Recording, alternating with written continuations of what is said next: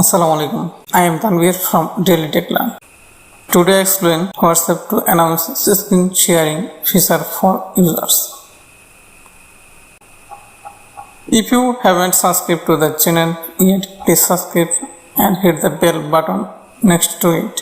Let's start the video. Feature is available to some beta testers and will be rolled out to more people in the coming weeks.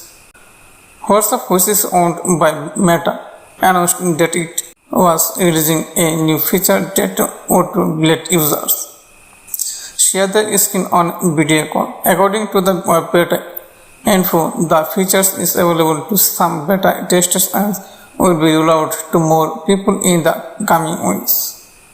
The instant messaging app submitted a new update through the test flight beta program, bringing the version of 23.12.0.7 for set the app taking website. The features ought to allow users to share their screen with those they are speaking to on a video call. This would help them collaborate, demonstrate, and troubleshoot various tasks or issues remotely. Those who have these features will see a new icon at the bottom during a video call.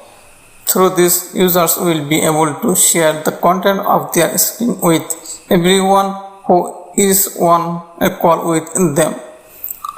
Others will be able to see everything on the screen, including the notification. It will be recorded and then shared with those on the video call. In this case, it is suggested to enable the Do Not Disturb mode or your preferred focus mode to avoid unexpected notification, said the watcher.